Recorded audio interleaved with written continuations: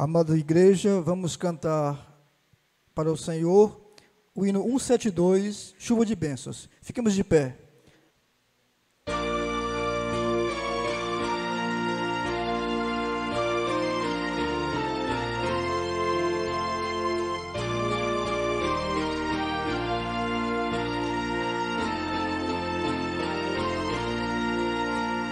Chuvas de bênçãos teremos pelas promessas de Deus, tempos benditos trazendo chuvas de bênçãos dos céus, chuvas de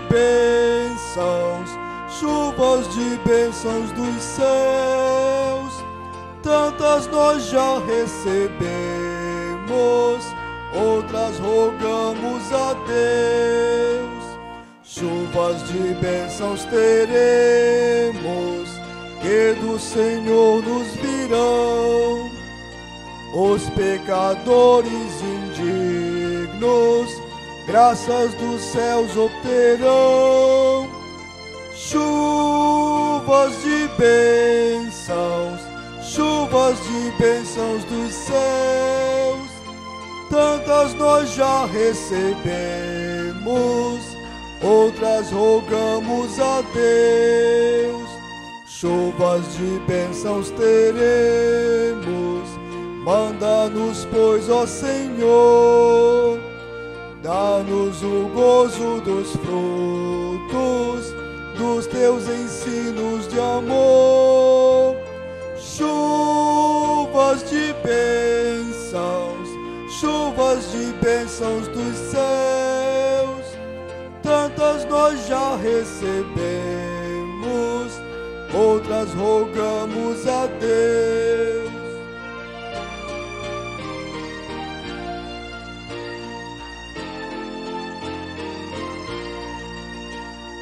Chuvas de bênçãos teremos, chuvas mandadas dos céus, bênçãos a todos os crentes, bênçãos do nosso bom Deus. Chuvas de bênçãos dos céus, tantas nós já recebemos, outras rogamos a Deus.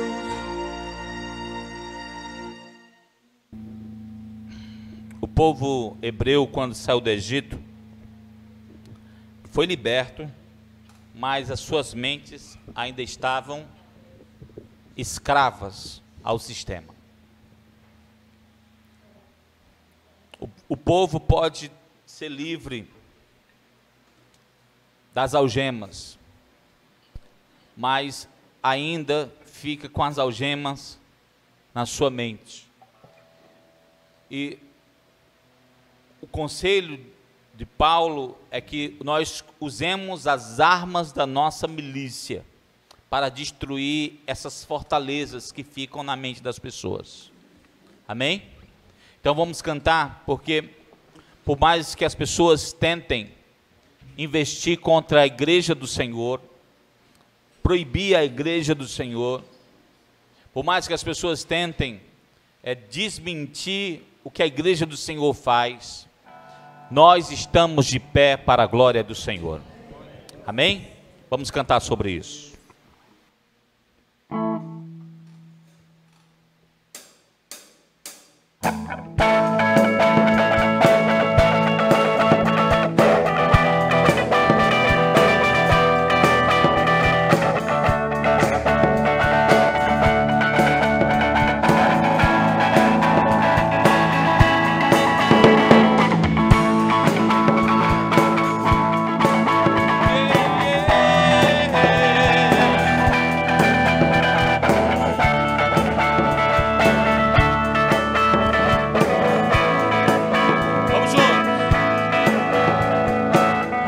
Pressionados, mas não desanimados, perplexos, mas não desesperados,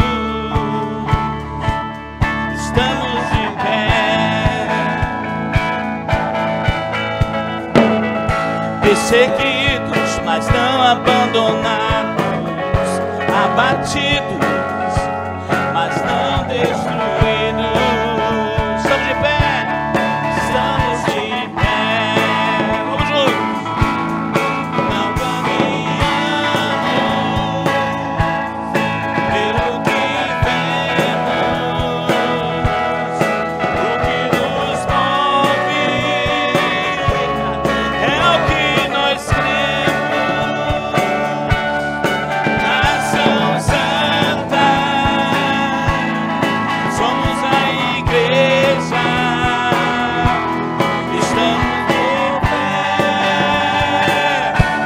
estamos de pé.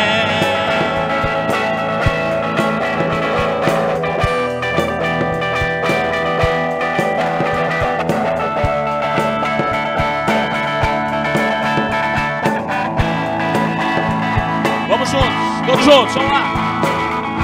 Pressionados, mas não desanimados, perplexos, mas não desesperados. Estamos de pé. Perseguidos, mas não abandonados, abatidos, mas não destruídos. Estamos de pé.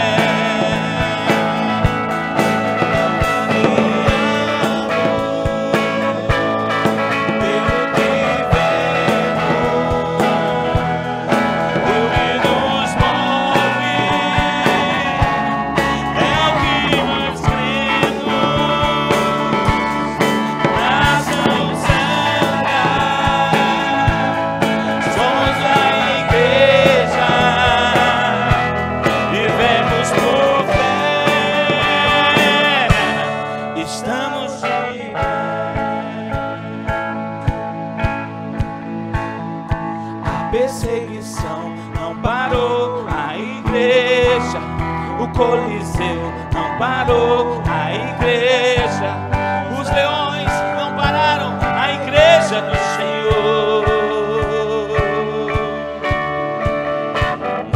O inferno não pode prevalecer, vamos avançar, não vamos parar de crescer, ninguém pode parar a igreja do Senhor.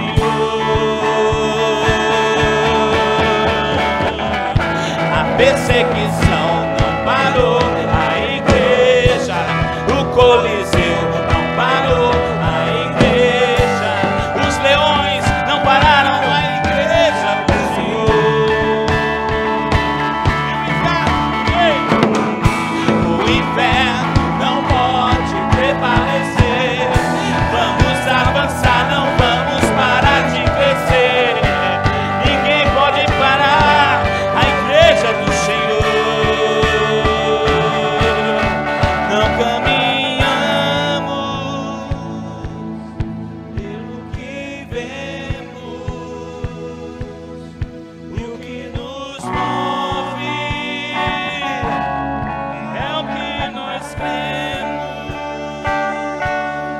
Nação Santa, somos a igreja, vivemos por fé, estamos de pé, não caminhamos pelo que vemos,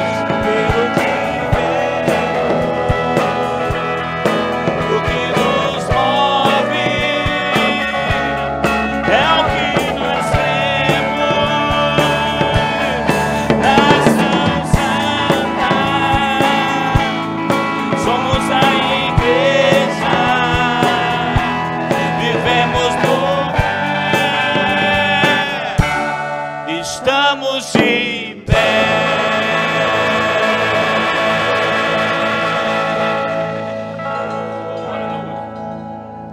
Amém. Você pode orar a Deus e dizer: Senhor, eu estou de pé. A doença quis me derrubar, mas eu estou de pé. Amém? Você pode orar e dizer: Senhor Deus, obrigado porque eu estou de pé. O Senhor tem protegido a minha casa. O Senhor tem protegido a minha vida. As batalhas são muitas, as enfermidades são adversas, mas eu estou de pé, Senhor Deus, por causa do Senhor. Eu quero ficar contigo, Senhor. É na tua presença, Senhor Deus, que todos os nossos inimigos caem por terra. É na tua presença, Senhor Deus, que eu encontro, Senhor Deus, a solução para a minha vida. É na tua presença, meu Deus.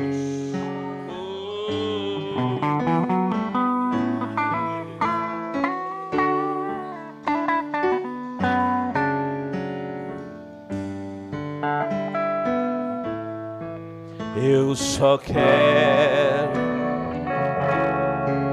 te encontrar. Meu desejo é estar, Senhor, junto a ti.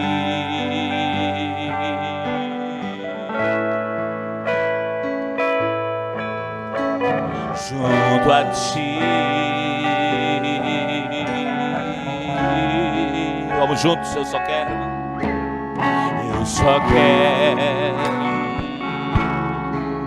te encontrar. Meu desejo é estar, Senhor, junto a ti.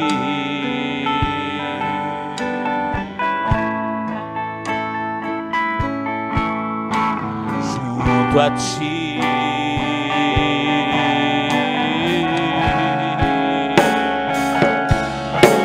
junto a ti, derramo todo meu viver. Junto a ti, o teu querer é o meu querer. Junto a ti, eu posso beber e me saciar nas águas do Espírito.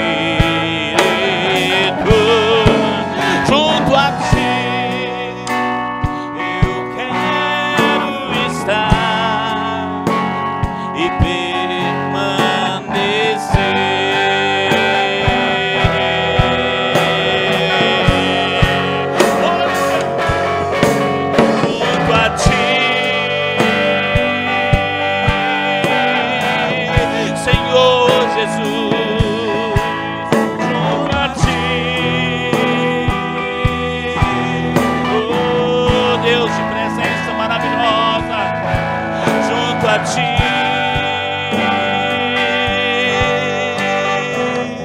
Senhor Jesus,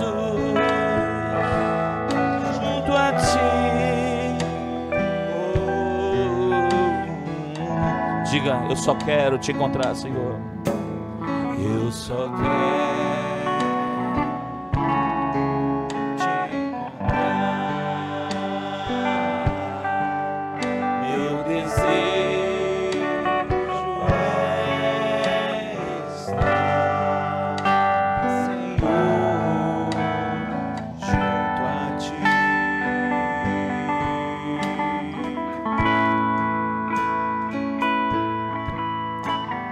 Junto a ti. Vamos cantar junto a ti. Junto a ti, derramo todo meu viver. Junto a ti, o teu querer é o meu querer. Junto a ti, eu posso beber e me saciar nas águas do Espírito. Junto a ti, eu quero estar e permanecer. Ficar na tua presença é bom demais, é bom demais. Junto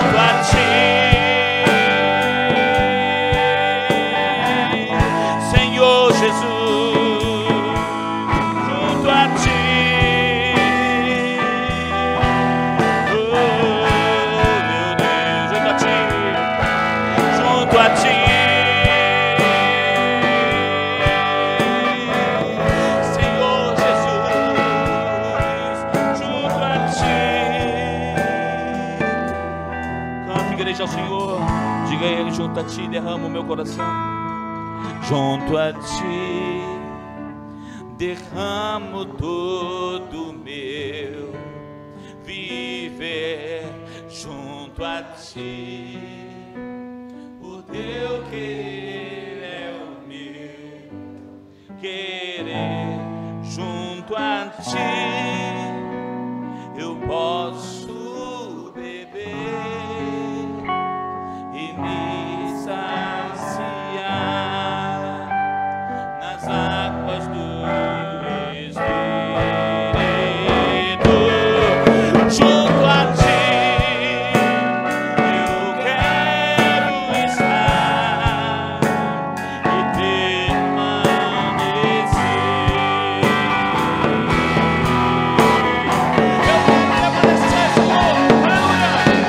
Junto a Ti,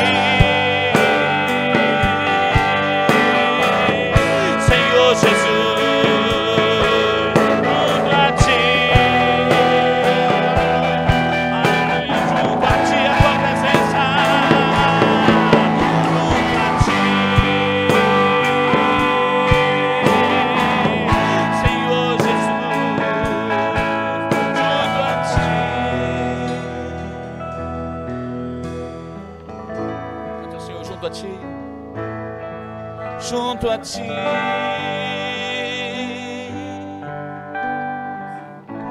Senhor da glória, junto a Ti,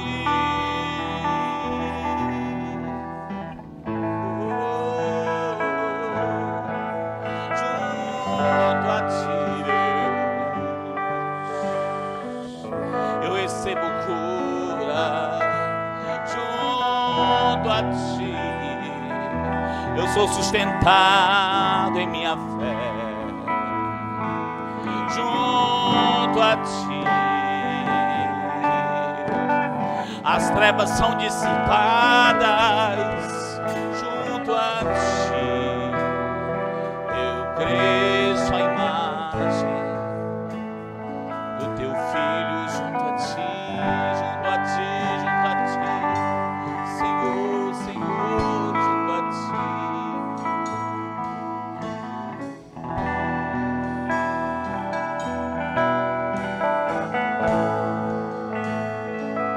É na Tua presença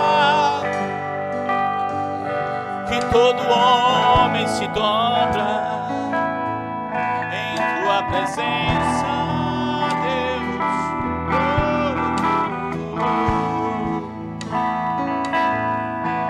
em Tua presença, eu Te adoro, Senhor.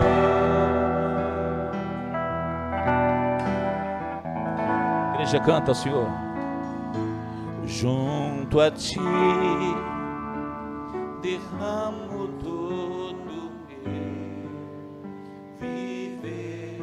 Junto a Ti o Teu querer é o meu querer.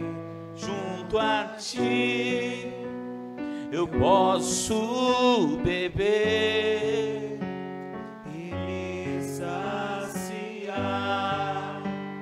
nas águas do Espírito.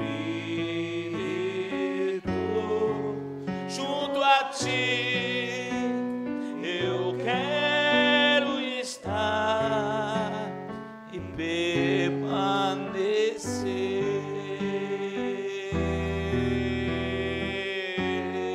Oh, aleluia.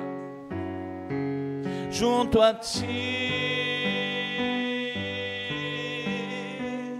Senhor Jesus, junto a Ti.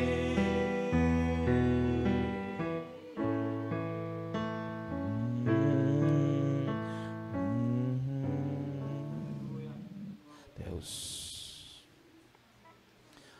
na Tua presença, Senhor Deus, tudo se torna mais claro. Na Tua presença, Senhor Deus, aquietamos nossos corações.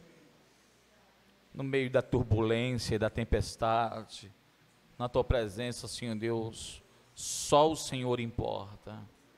Que os nossos olhos estejam fixos no Senhor. Nesse instante, Pai, nós oramos. Amém. Amém. Você pode sentar, querido. Amém. Bem, todos nós estamos estudando domingo após domingo sobre um tema que tem tudo a ver com o momento que nós estamos vivendo. Quem lembra o tema? Fim dos tempos. E na vez passada, 15 dias atrás, nós falamos sobre os últimos dias e o último dia, onde os últimos dias, esses últimos dias, ele foi instituído, ele deu início, exatamente na primeira vinda de Jesus. E ele vai chegar o último dia na segunda vinda de Jesus. E nós já estamos vivenciando os últimos momentos onde as pessoas vão ter que prestar contas com o Senhor Jesus, né? E hoje eu queria falar sobre essa proximidade com o fim, essa questão de estar tão perto do fim. Quando eu tinha a idade do Arnaldinho, minha mãe dizia assim: meu filho, um dia o mundo vai se acabar. Ou só minha mãe que dizia isso? Né? O mundo vai se acabar. Aí quando a gente vai envelhecendo, a mãe vai mudando, diz assim: meu filho, o mundo não vai se acabar. Quem vão se acabar são as pessoas. Né? São as pessoas. Realmente, a mãe estava certa. O mundo não vai se acabar. Inclusive, o novo reinado de Cristo vai ser nessa terra. Nessa terra. Entendeu? Então, ele vai fazer tudo novo. Então, não se acaba o mundo. O que se acabam são as pessoas. Os escritores do Novo Testamento, eles sempre informaram e afirmaram às comunidades, às suas igrejas, que a volta do Senhor Jesus Cristo estava próxima. Naquele tempo de Atos dos Apóstolos, nas cartas de Paulo, eles sempre estavam afirmando que a volta de Cristo estava próxima. Naquele tempo, olha só, o desprendimento ao qual essas pessoas tinham com as coisas materiais, eles eram desprendidos de tudo que era passageiro, eram desprendidos de tudo que era fútil, material e mundano. Isso foi uma amostra de como estava próxima a vinda do Senhor Jesus Cristo, como estava próximo o fim, e fez com que eles encarassem aqueles dias em que eles estavam vivendo como se fossem os últimos dias de suas vidas. E eu quero ler com você uma coisa muito importante que está no livro do Apocalipse, né? Se você é crente em Jesus, lavado pelo sangue de Jesus, você não tem medo do Apocalipse. Muito pelo contrário, o Apocalipse é um livro de esperança para a vida daquele que é cristão.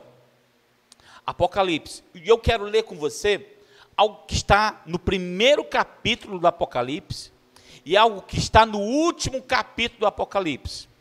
Algo que está no capítulo 1 e algo que está no capítulo 22. Algo que está no capítulo 1 e algo que está no capítulo 22. Capítulo 1, versículo 3. Não sei se você lembra, o livro do Apocalipse é Cristo falando com o apóstolo João sobre as coisas que iriam acontecer. E olha o que ele disse no versículo 3. Feliz, capítulo 1, versículo 3. Vamos ler juntos? Feliz aquele que lê estas palavras desta profecia, e felizes aqueles que ouvem e guardam o que nela está escrito. Por quê?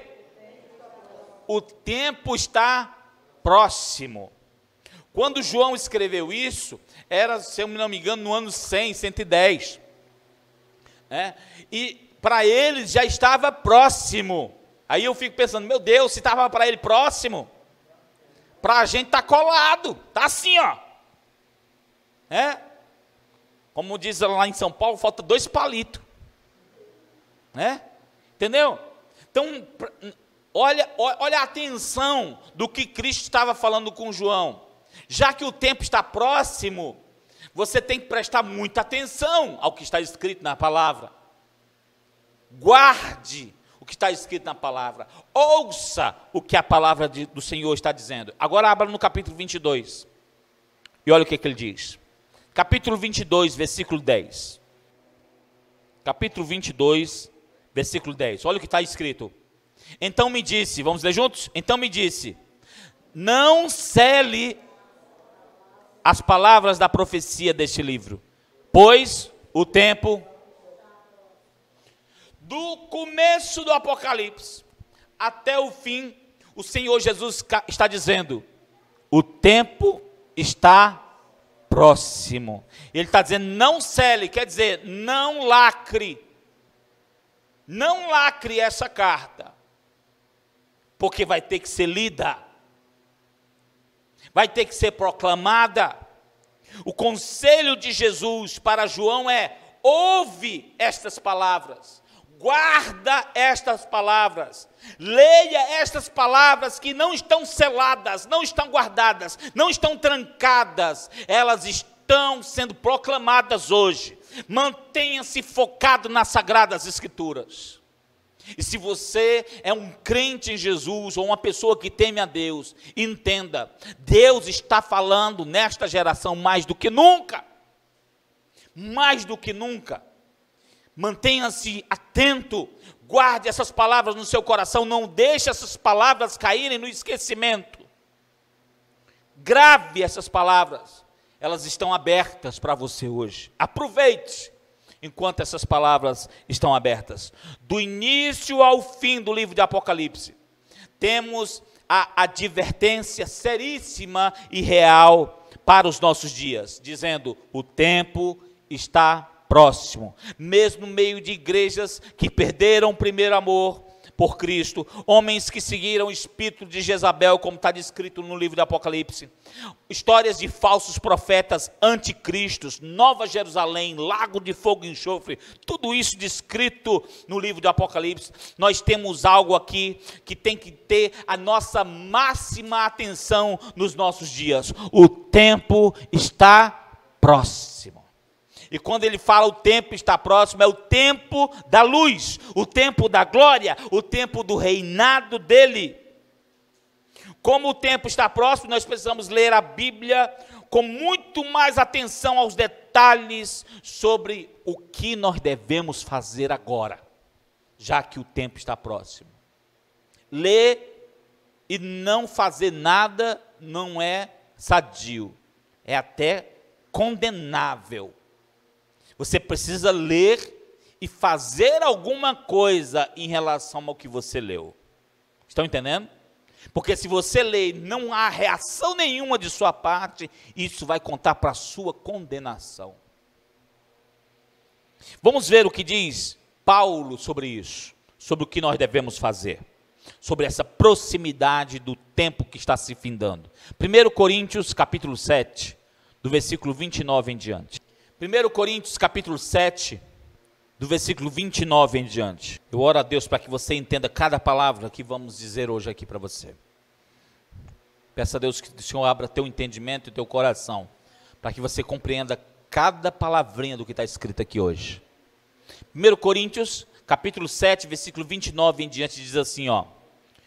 O que quero dizer é que o tempo é curto. Tem assim na sua Bíblia? O tempo é curto. De agora em diante, olha o que Paulo está dizendo, de agora em diante, aquele que tem esposa, vivam como se não tivesse. Aqueles que choram, como se não chorassem. Os que estão felizes, como se não estivessem. Os que compram algo, como se nada possuíssem. Os que usam as coisas do mundo, como se não as usassem. Porque a forma presente desse mundo está passando. Algumas observações importantes sobre esse escrito de Paulo. Primeiro, este tempo é curto. Este tempo da vinda de Jesus até a segunda vinda de Jesus, ele é curto. Por que é que ele diz que esse tempo é curto? Para você parece um absurdo falar que 2000 anos é um tempo curto. Mas é um tempo curto, irmão. Por quê? Antes da vinda de Jesus, tem muito mais milhares de anos atrás, até a criação do homem. Até a criação da terra. Você estudou isso em história. Tem muito mais tempo para trás do tempo de Jesus, no Antigo Testamento, do que da vinda de Jesus até agora, os nossos dias. Então, esse tempo de Jesus até nós, hoje, é um tempo chamado de tempo curto. O tempo que houve até o nascimento de Jesus foi um tempo longo. Muito mais longo. E esse tempo nosso é curto. E se era curto no tempo do Paulo, né? Agora, como diz assim, a liga está se rompendo, né? Desde a criação de todas as coisas, houve muito mais tempo do que o tempo que nós temos agora, que nós já denominamos, que é chamado de últimos dias. Paulo ensina algo que nós precisamos para os nossos dias, em relação às pessoas e em relação às coisas. Nós precisamos saber o que fazer em relação às pessoas e em relação às coisas. Primeiro, ele mostra aí sobre tristeza, sobre alegria, é isso que ele mostra, né? Que chora, o que se alegra, né? As nossas emoções mais reais, as nossas emoções mais fortes de nossas vidas, nós devemos senti-las como se nós não as tivéssemos. Os bens, as coisas que temos, devemos usá-los como se não os tivéssemos. Até a esposa, devemos viver com elas como se nós não a tivéssemos. Aí tem gente que é assim, ô beleza. Acaba que não gosta da mulher, vai dizer, agora gostei. Né? Viver com a mulher como se eu não tivesse. Né? O caba que não tem Jesus vai entender isso tudo errado, não vai não? Hein? Vai viver, não, a Bíblia está dizendo que eu tenho que viver contigo como se eu não te tivesse. Né? É um absurdo. Paulo está mostrando aqui, queridos, presta atenção que eu vou dizer. Paulo está mostrando que as estruturas emocionais, familiares, financeiras, políticas, sociais, toda essa forma de vida que nós temos deste mundo, ela é passageira. Ela é passageira. Como é que Deus fala que como é que vai ser minha relação com o meu filho quando eu estiver junto com ele? Hein? Vai ser do mesmo jeito? Não. Com a minha esposa? Não existe isso. Essa estrutura familiar que nós temos, que é dada por Deus, ela é passageira. E Paulo já está dizendo assim, ó, já vai pensando, já vai raciocinando na estrutura que Deus já deu na glória para você. Amém? Valorize sua família, cuide do que você tem, mas não vai vivendo prendido a isso não. Entendeu? Não vai vivendo preso a isso não. Eu já vi mulheres dizerem assim, ai Senhor, se meu marido não for para o céu, eu também não vou, então vai para o inferno, desgraça. Vai junto com ele. É uma pessoa que não entendeu que independente se o filho creu, se o marido creu, se a esposa creu ou não, eu tenho que viver com ele, olhando para o que eu tenho lá na frente, não porque eu tenho agora. Estão entendendo o conselho de Paulo? Por que ele diz, você tem, mas viva como se você não tivesse, para você não se sentir preso. Agora imagina, eu tenho familiares, queridos, que não querem nada com Deus. Imagina eu chegar no céu, né? Ai Senhor, não vou não. Ó minha irmã, ó meu primo, ó minha tia. Sim, mas cada um está colhendo aquilo que plantou. Entendeu? E eu tenho que viver desprendido disso. Amo minha esposa, amo minha família. Entendeu? Só que, queridos, pense, nesses últimos dias, nós falamos que vão haver perseguições. Perseguições. E aí, quando perseguirem você, quando matarem seus filhos, quando as pessoas começarem a lhe entregar, pessoas familiares seus, como é que vai ser isso? Viva como se não os tivesse. Senão você vai entrar em parafuso, em depressão. Entendeu? Não, isso não quer dizer que você não os ama. Isso não quer dizer que você não os ama. Isso quer dizer que você tem um olhar lá na frente, naquilo que é a promessa de Deus, que é muito maior do que o que é passageiro. Por que ele está dizendo isso aqui? Porque toda essa forma presente deste mundo, como diz a passagem aí, ela está passando. É assim na sua Bíblia? Toda essa forma, esse formato deste mundo já está passando. É passageiro, não é eterno. Entendeu? Andréia. Você não vai ver lá seu pai, papai. Não tem esse negócio de papai lá no céu. Diante de Deus, as pessoas nem se dão em casamento. É como os anjos. É assim que diz a palavra. Encare tudo que você tem. Encare tudo que você valoriza.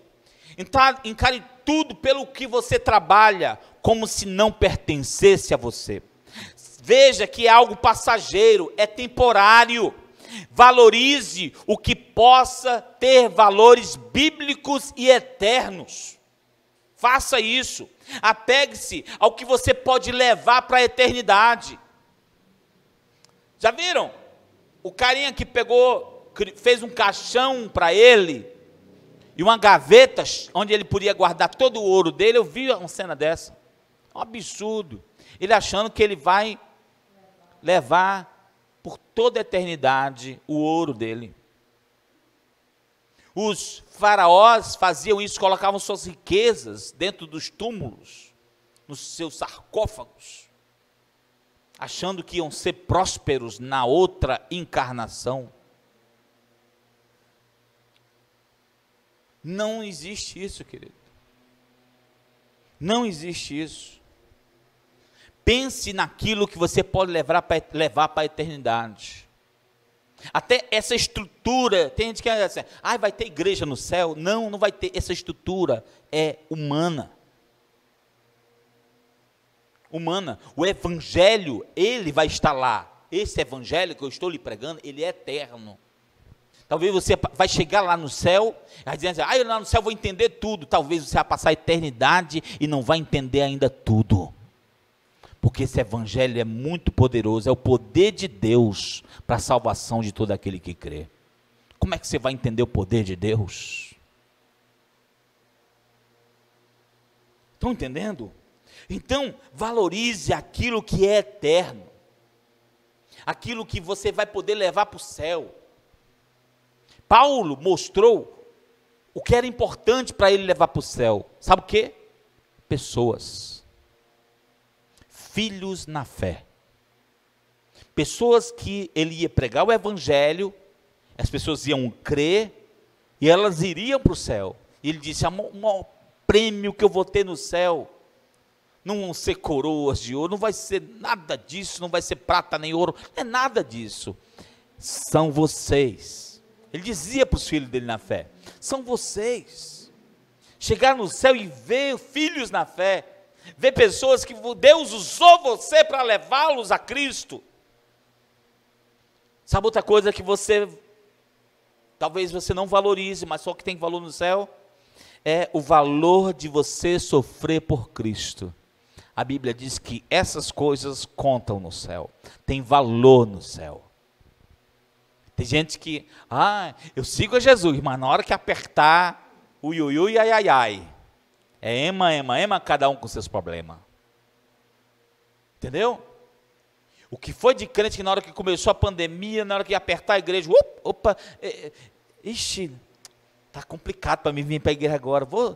Tinha um cavalo que tinha antigamente, de desenho animado, dizia assim, saindo pela direita. Era um cavalo, era? Era um leão, né?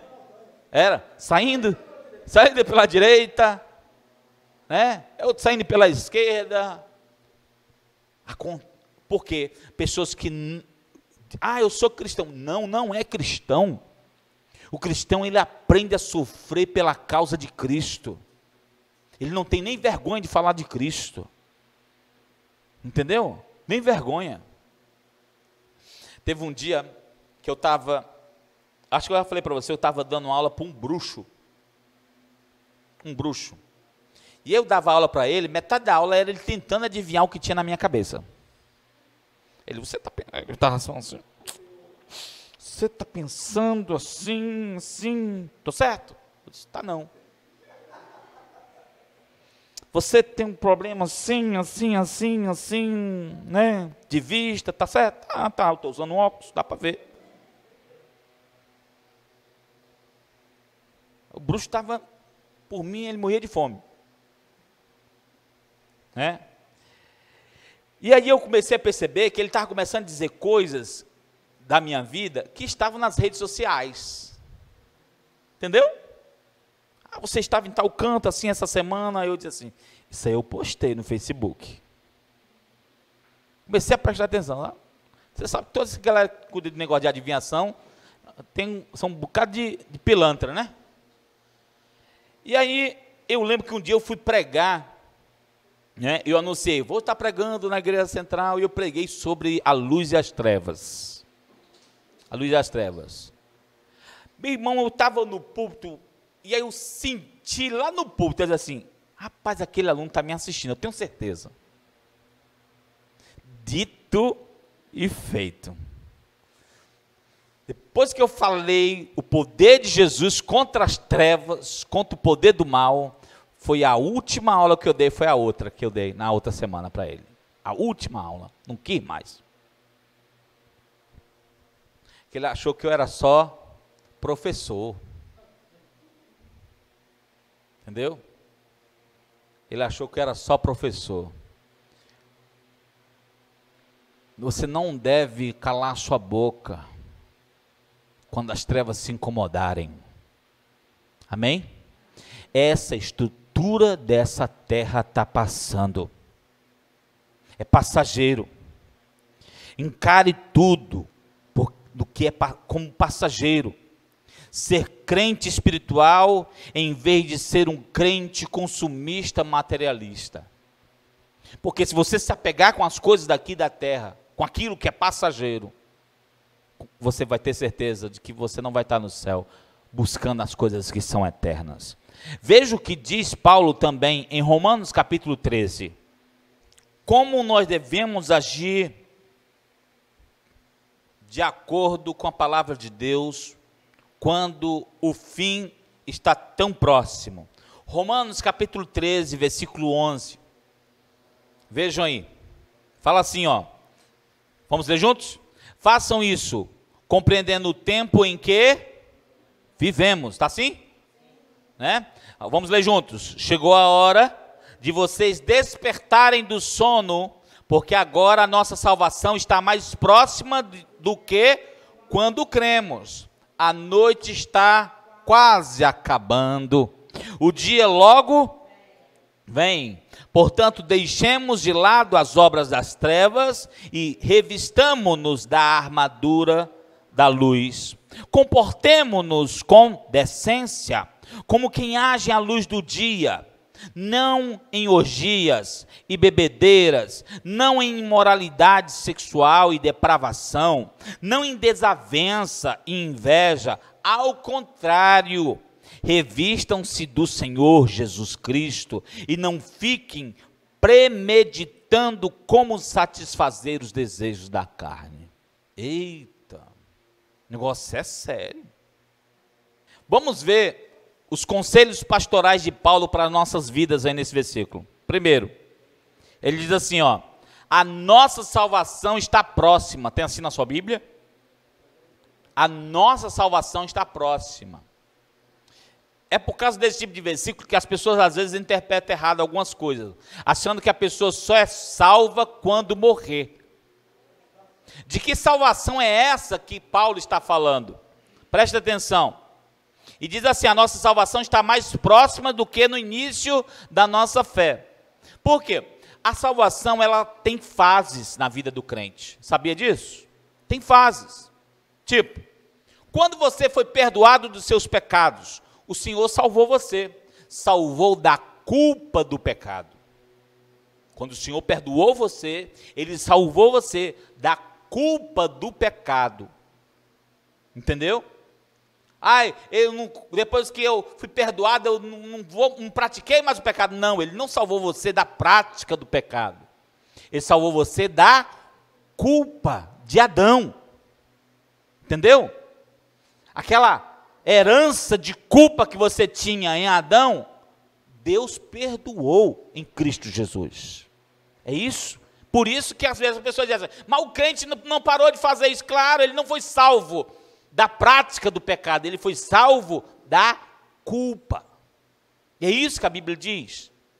E outro, depois ele vai crescendo, vai mudando, e ele entra num processo de santificação. E como é o processo de santificação? Ele começa a ver que não dá para andar com Jesus da mesma forma. Ele precisa mudar, ele precisa não somente pedir perdão dos seus pecados, ele precisa ser purificado dos seus pecados. Ele precisa que não viver mais com esses pecados. É o que Jesus dizia assim, ó: aquele que roubava, não roube mais. O que adulterava, não adultera mais. Aí é o cara mudando, ele largando, aí ele é salvo do quê? Da influência do pecado. Estão entendendo? Aquele pecado não mais o influencia, porque ele foi purificado. E é fácil ser purificado da influência do pecado? Não. É doloroso. É como um viciado em crack ser liberto do crack. Eu comparo a isso. Às vezes as pessoas acham que é só entrar na igreja, comprar uma Bíblia, fazer umas orações. Não! O processo de santificação do qual Cristo faz na vida do crente é doloroso. É doloroso. Dói a cada dia. Porque o teu corpo está acostumado a viver no pecado, a viver na dissolução. E aí vem Jesus e diz: eu quero salvar você também dessa influência do pecado. Só que quando Paulo diz a salvação está próxima, é a salvação da glorificação, onde você não vai ser salvo da culpa, nem da influência, você vai ser salvo da presença do pecado, onde não vai ter pecado de forma nenhuma na tua vida. Amém? É disso que o Senhor está falando. A salvação está próxima, Ele está salvando você da presença do pecado. Você não vai estar mais aqui sob poder, sob culpa e sob influência do pecado, e nem a presença do pecado, onde na presença do Senhor não há mais pecado. E aí Ele diz: a salvação está próxima, mais próxima de que quando você creu, mais próxima de que quando você começou a sua caminhada de fé. E aí Ele fala: está na hora de você despertar do sono. Tem aí na sua Bíblia? Isso, vá acompanhando aí, por favor. Despertem do sono. Tem assim? Né? Paulo está mostrando como pode ser anestesiador e dormente aqueles que ainda não compreendem o tempo de Deus. Compreenda o tempo em que você está vivendo, é isso que Paulo está dizendo. Compreenda os valores de Deus, os mandamentos de Deus, as guerras de Deus, as obras de Deus na vida do crente. Compreenda isso, porque se você não compreender, o estado que você está é de sono. Mas eu estou na igreja, mas está dormindo. Eu não estou compreendendo o que Deus está fazendo. Você está dormindo. Porque é esse o conselho de Paulo. Olha lá. Chegou a hora de vocês despertarem, compreendendo o tempo em que vivemos. Chegou a hora de despertarem do sono. Porque se você começar a compreender o tempo que você está vivendo hoje, É hora, aí você vai dizer, você vai perceber, não dá para ficar dormindo. Não é tempo para ficar do mesmo jeito. Sua vida espiritual não pode ser do mesmo jeito de 2020. Não pode, desperte do sono. Diga para a pessoa que está ao seu lado, desperte, meu irmão. Para de ser dormente. Né? Paulo mostra que esse tempo, ele chama esse tempo no qual nós estamos vivendo aí, ele chama de noite. Tem assim na sua Bíblia? Hein? Tem na sua Bíblia assim? Ele chama de noite. Aí a pergunta que eu faço, que é a pergunta mais boba que eu vou fazer hoje. O que é que você faz de noite? Dorme. E Paulo está dizendo, mesmo estando de noite, não durma. Por que ele chama de noite? Porque é tempo de trevas. E no tempo de trevas, a tendência é você dormir. É você ficar sonolento e o que é ser sonolento? É ser lesado, dormente. O que Paulo chama de sono é quando a gente faz o que o tempo nos induz a fazer. É o que ele falou em Coríntios. É você viver na forma como este mundo quer que você viva. No formato do mundo. Paulo diz em Romanos capítulo 12, não vos conformeis com este século, mas transformai-vos pela renovação. O que é não se conformar? É você não tomar forma desse mundo. Não tomar as mesmas formas deste mundo, mas transformar pela renovação da sua mente. Aí ele diz que o dia da vinda do Senhor Jesus é chamado de o dia já vem. Não é assim na sua Bíblia? O dia que já vem? Ele diz assim, ó, a noite está passando. Tem assim, é assim que está escrito? Como é que está escrito aí? Me ajuda. A noite está quase acabando. Eita Jesus. O dia logo vem. A noite é esse tempo que estamos vivendo. E o dia é o dia da vinda do Senhor. Ele está dizendo, está quase vindo. O dia da vinda de Jesus é chamado de o dia. Paulo fala lá em Efésios, ele diz assim, ó, não pratiquem as obras infrutíferas das trevas, antes exponha elas à luz. Não pratique as obras infrutíferas das trevas. Esse tempo é um tempo de você que o normal é as pessoas viverem como todo mundo vive, enganado, buscando cada um o seu próprio interesse, os seus bens, os seus negócios, tentando salvar a sua empresa, o seu negócio, tentando sobreviver. Aí está dizendo Paulo, não viva na sonolência desse tempo. Não viva. Tenha como se não tivesse. Conquistes como se não tivesse conquistado. Ele diz, isso são obras infrutíferas desta geração de trevas. Ele diz, expõe as obras infrutíferas das trevas à luz. Estamos vivendo em uma geração de trevas e devemos agir conforme Paulo nos ensina, jogando luz sobre as trevas. Quando nós começamos a jogar mais luz no Facebook, no YouTube, no instante as trevas fecharam o Facebook, não foi? Estamos só esperando que hora eles vão começar a fechar o YouTube da gente, né? A mentira e o engano que estamos vivendo e vendo nessa geração precisam ser desmascarados pela luz de Cristo que há em nós. Nós não podemos olhar toda essa falcatrua, essa corrupção, essa mentira, esses enganos, e ficar, não. Né? Os meninos lá de casa, quando vê um negócio que não tem solução, eles começam a cantar assim, oh no, oh no, oh no, oh no. Né? Aí tem gente que fica, oh no. Né? Aí vai cantando a música do defunto, né? Né?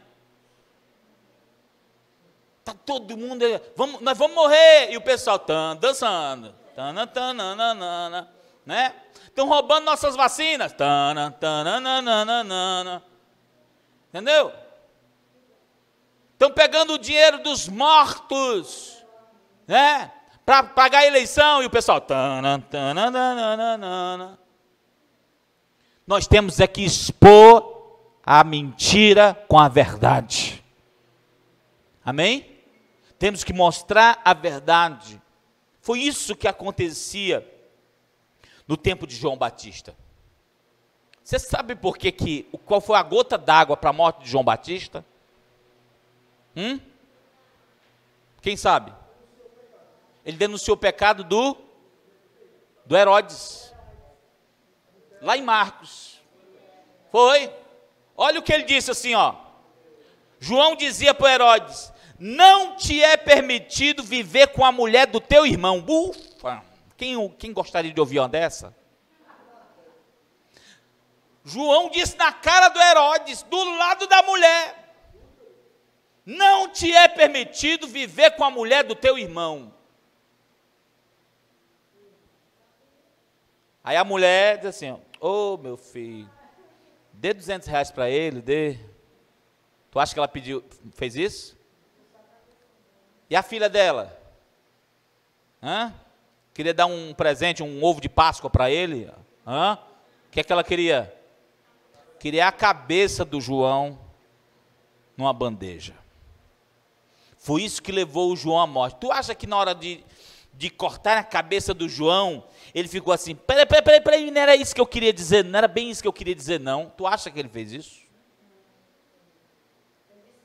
João era macho. Eu digo que macho de Deus. Entendeu? Ele estava expondo a mentira com a verdade. Aí tem gente que acha que João ficava de butuca, olhando os casos do Herodes. Não, querido. O homem de Deus sabe discernir o que está errado na vida dos outros. Conselhos que o Paulo está dando nesse capítulo, que podem transformar a nossa vida em Cristo. Primeiro, ele diz assim: deixe de lado as obras das trevas. Tem assim na sua Bíblia? Deixe de lado as obras das trevas. Fale para a pessoa da sua lado esse conselho, dá ideia para ela, por favor. Deixe de lado. E quando ele fala deixe de lado, ele está dizendo isso, tu deixa aí, depois tu volta e pega de novo, é isso que ele está dizendo? Abandone isso. Abandone isso. Aí ele diz ainda mais, revistam-se da armadura de Deus. Revistam-se da armadura de Deus. Deus quer te preparar para a batalha. Né? Deus quer te preparar para a batalha. Ele tem as armas que você precisa usar nesse tempo. Larga, mas você não vai se revestir das armas de Deus se você estiver ainda ligado com as obras das trevas. Abandone as obras das trevas e você vai ver que você vai estar preparado para se revestir das armas de Deus. Aí ele diz assim, olha só, irmãos, preste atenção nesse versículo. Comprometam-se com a decência. Tem assim? Como que agem à luz do dia. Tem assim na sua Bíblia? A gente disse que o dia, o que é o dia? O dia é o dia da vinda do Senhor. É isso que ele chama de dia. Aí ele está dizendo assim, ande com decência. Como se você já estivesse no céu. Aí tem gente que acha que é assim, então eu tenho que vestir roupa de anjo? Não, a pergunta certa é, se você estivesse com Deus, você agiria como você age? Falaria como você fala? Teria comportamentos que nem você tem? Se vestiria como você se veste? Acho que o que mais mexeu com a cabeça da Maria Madalena foi que ela estava vestida como prostituta. E Jesus não olhou para ela como uma prostituta. Estão entendendo? Então, é importante você entender o que chamamos de decência. Não é decência só de roupa, é decência do que você fala, do que você pensa, de como você se comporta. Você agiria na presença de Cristo dessa forma? Ele está dizendo, comprometa-se com isso. E ele diz assim, ó, não viva com orgias, com bebedeiras, imoralidade sexual, depravação. Não viva com desavenças, com invejas. Tudo isso é daqui de baixo, é obra das trevas, são infrutíferas. Você acha que isso é prazeroso, vai dar vida eterna? Mas não, é passageiro. É passageiro, é momentâneo. Você, quando envelhecer, vai ver tudo isso e vai dizer, realmente, aquele cara falou a verdade, é passageiro. Ele diz o contrário, revistam-se do Senhor Jesus Cristo. Lá em São Paulo, a gente sabe muito bem o que é essa palavra revestir. Revestir. Porque nós estamos em... Que mês nós estamos? Abril. Lá, se eu não me engano, está outono. E o outono de lá é cruel. É um frio. E aí tá assim, o pessoal, né? O pessoal, né? O pessoal lá na igreja em São Paulo era muito legal. O pessoal se veste bonito, né? Veste bonito. Agasalho. Como é que aquele negócio bota no pescoço? Cachecol, chale, tem chale também, né? Chale, né? As mulheres vinham com chapéus de crochê, aquele negócio todo, negócio assim, parecia uma fashion week, sabe? Negócio bonito, sabe? Eu dizia assim, meu Deus, eu me sinto tão bonito quando eu entro nessa igreja, né? Que todo mundo, né? Dava gosto de vestir um paletó, uma gravata, sabe? Porque fazia frio, né? Então uma coisa que todo mundo tem lá é um agasalho. O que é um agasalho? O agasalho é o que você usa vestindo por cima já de uma roupa. Você se reveste. Está vestindo por cima de outra veste. E o que Paulo está dizendo é isso. Está dizendo é isso. Revista-se, ponha Cristo sobre você. Ponha Cristo sobre você. Ele diz assim, ó, não fiquem premeditando como satisfazer os desejos da carne. Querido, é tão chato ver pessoas fazendo exatamente o que diz esse versículo, premeditando como satisfazer os seus pecados. Entendeu? É tão chato. Porque tem gente que fica procurando uma brechinha para pecar, não é verdade? Eu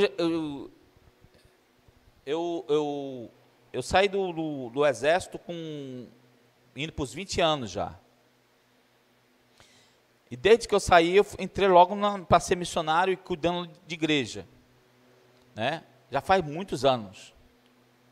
E uma coisa que eu sempre vi nas igrejas que eu cuidei por aí, eu sei que não tem só nas igrejas que eu cuidei, é pessoas que vêm à igreja procurando uma brecha, um pretexto, premeditando como satisfazer os seus desejos da carne. Nas igrejas. Acho que eu já contei a história aqui da mulher que faltou o culto, e aí o pastor chegou no domingo e disse assim, a partir de hoje, vocês podem fazer o que vocês quiserem. Né?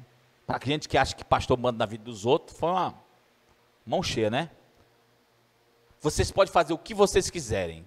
Aí, uma doidinha das cajazeiras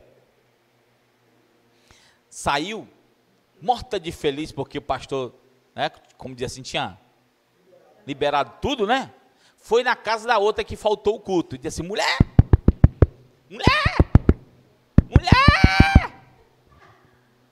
Mulher, tu perdeu. O culto hoje foi uma bênção. Deus falou poderosamente. Foi. Aí a outra ficou assim, Mulher, logo hoje, logo agora eu perdi. Nossa, mas para tu vir aqui em casa falar isso é porque foi algo transformador. O que aconteceu, mulher? Tu não sabe, Deus usou a vida do pastor. E ele disse para a congregação todinha, a partir de agora vocês podem fazer o que vocês quiserem. A outra chega assim, eu não acredito, mulher, que ele falou isso. Não acredito. Meu irmão, ela se arrumou, fui na casa do pastor. Pastor! Pastor! Pastor! O pastor abriu a porta, já tinha chegado em casa. Pastor, hoje eu faltei o culto, mas eu quero só confirmar algo que o senhor disse. A irmã chegou lá em casa dizendo, eu quero saber se é verdade. O senhor disse que a partir de agora a gente pode fazer tudo. Eu disse, minha irmã, oh Deus amado, como Deus te abençoe, pastor, Deus está te usando tanto. Ela saiu tão feliz naquele dia, queridos, tão feliz. Quando ela deu alguns passos, o pastor chamou ela de volta e disse assim, minha irmã, vem aqui. Vou te contar a história de 2 animais que estavam na fazenda de um homem. E aí o fazendeiro abriu a cancela dos porcos e a cancela das ovelhas. Qual dos 2 animais a senhora acha que, ao ser livre, correu para a lama? Aí ela, o porco. Pois é. A ovelha, mesmo estando livre, ela não corre para a lama. Aí ela ficou assim, cortou as pernas, né? Cortou a alegria da irmã. Estão entendendo? Porque tem gente que vem à igreja escutando a palavra, procurando, eu posso fazer isso aqui, posso fazer o mal, né? Eu posso ter Paulo está dizendo aqui, tira tudo, desavença, inveja, depravação, orgia, bebedeira, tira tudo isso, tira isso da sua vida. Isso são obras infrutíferas das trevas, tira isso. Jesus, quando viu que ele iria para o momento de tortura, que ele iria passar por muitas injúrias, queria passar por maus tratos e até a morte, semelhante ao que muitos crentes ainda irão passar neste tempo em que nós estamos vivendo, ele mostrou como deveria estar esse crente e onde deveria estar o foco desse crente. Lá em Mateus capítulo 26, 41, ele já estava orando, era noite, ele diz, é momento das trevas, semelhante ao que nós estamos pregando aqui hoje. Ele estava faltando menos de 24 horas para ele morrer. E olha o que ele diz em Mateus 26, 41. Olha o que Jesus está dizendo. Vigiem e orem para que não caiam em tentação. Vigiem e orem para que não caiam em tentação. E ele compartilhou com os discípulos. É um momento de trevas. É um momento de trevas ruins. Então, nesse momento, vigiem e orem. E os discípulos, ouviram isso e dormiram. Queridos, não dá para relaxar quando as trevas estão investindo contra a tua vida. O apóstolo Pedro tem algo que pode mudar nossas vidas e nos preparar para o fim. 1 Pedro 4, 7, o Pedro, um daqueles que dormiu no tempo com Jesus. 1 Pedro 4, 7, veja o que ele diz. Depois que ele aprendeu a lição, ele escreveu isso com muita propriedade. 1 Pedro 4, 7, olha o que ele fala. Ele repete, bem dizer, o que Jesus lhe ensinou. Aí ele diz assim, vamos ler juntos? O fim de todas as coisas está próximo, portanto, sejam criteriosos, estejam alertas, dediquem-se à oração.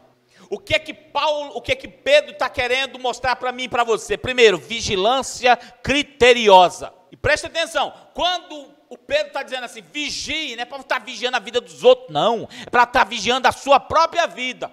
Eu vejo o povo vigiando, mas vigiando a vida dos outros.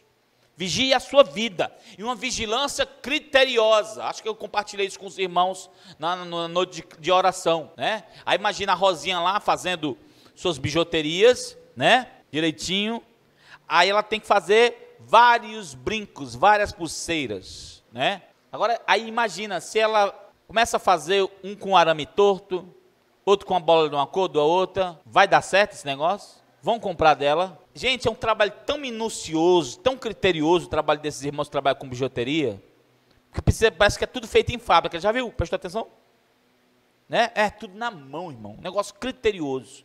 E é isso que o Pedro está dizendo. Olha, a tua vigilância precisa ser dessa forma, criteriosa.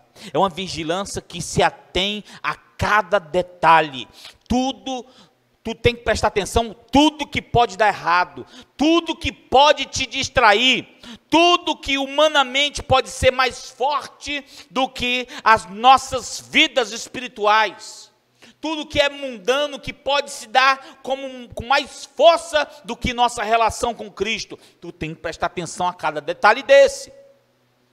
Vigie cada área dessa, vigie cada obra infrutífera das trevas que há na tua vida, vigie cada comportamento que não é de Cristo, tire isso, abandone isso, revista-se de Cristo, vigie, vigilância criteriosa. Aí ele diz assim também, dedicação à oração. Não é fazer aquela oraçãozinha de 5 minutos para você dormir. Muitas pessoas fazem isso. Minha mãe ensinou para mim dormir, tinha que fazer aquelas rezas. Aí eu dizia assim, mamãe me ensinou uma bem curtinha para me dormir. Aí ela me ensinou uma bem curtinha. Com Deus eu me deito, com Deus eu me levanto, com a graça de Deus, do Divino Espírito Santo. Amém. Dá até rap, né? Com Deus eu me deito, com Deus eu me levanto, com a graça de Deus, Divino Espírito Santo. Aí ia dormir. Para mim eu tinha rezado. Aí as pessoas fazem a mesma coisa, aí está dizendo aqui, não, faça a sua vida de oração uma vida de dedicação. Amém? Oração com dedicação. Uma pessoa que se dedica à oração, uma oração contínua, diária, é um crente diferenciado dos demais. Ele recebe humildade na presença de Deus, ele tem comunhão íntima com Deus e sabe discernir sobre o que é humano, carnal e divino. Ele compreende suas fragilidades e ele sabe onde encontrar sua força. Ele sabe que só do Senhor vem todo o poder para que ele conquiste as coisas nesse tempo. Ele tem sempre disposição para orar por cada causa, por cada pessoa, por cada dificuldade que possa vir sobre ele ou sobre os outros. Ele vence as tentações e as obras da carne em oração. Ele não vence achando que é o super-homem, não. Ele vence se humilhando na presença de Deus, e orando e buscando e sendo fortalecido pelo Senhor. Ele sabe discernir a voz do Senhor quando Deus fala com ele. Ele não fica perdido no tempo, sem saber se Deus está dirigindo a vida dele. Ele sabe discernir a voz de Deus. Ele não troca aquilo que é temporário, aquilo que é mundano, por aquilo que é eterno. Ele não faz essa troca. Ele prioriza a oração pessoal, diária, e a oração com os demais. Ele ora. Por que Pedro está falando para nós prestarmos atenção a essas duas questões? Vigilância criteriosa e dedicação à oração. Por que Pedro está querendo mostrar isso? A resposta está lá no versículo. Porque o fim de todas as coisas está próximo. Está entendendo o que você tem que fazer? Por que eu tenho que ser assim, pastor? Por que eu tenho que viver dessa forma que o Senhor está dizendo? Não sou eu que estou dizendo, é Pedro que está dizendo. Porque o fim está próximo.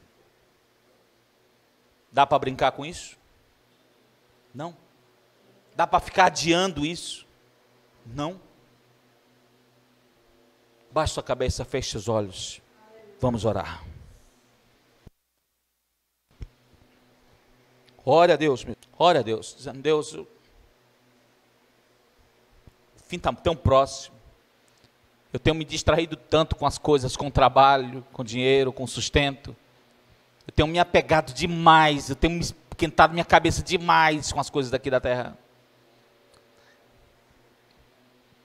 Eu tenho me apegado às coisas daqui, Senhor Deus, como se elas fossem eternas, sendo que são temporárias. Ó Senhor, olha as obras infrutíferas das trevas que há na minha vida ainda, Senhor.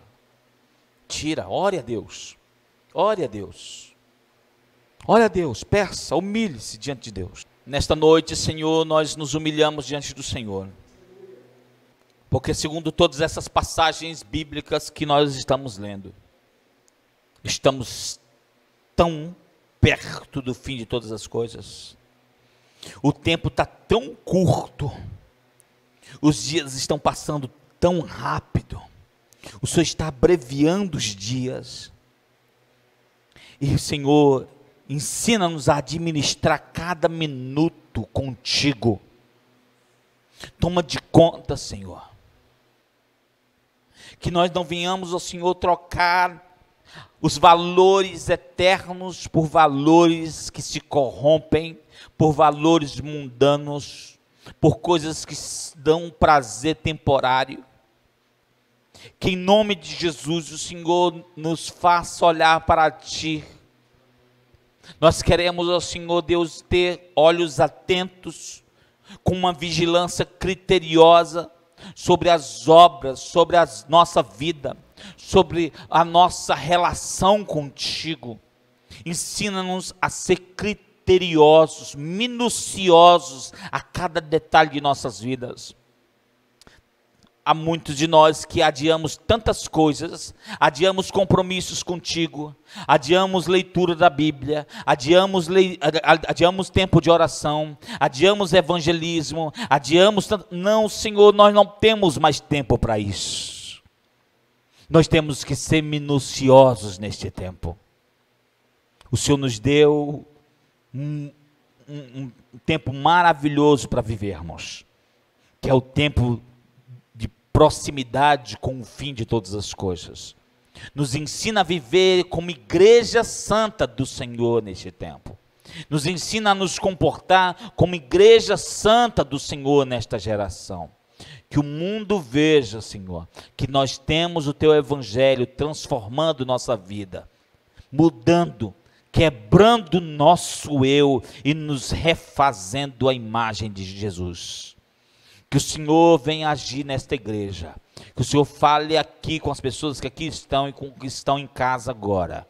Que todos sejam tocados pela Tua palavra e que essa mudança seja nítida na vida deles. É a nossa oração, Senhor, em nome de Jesus.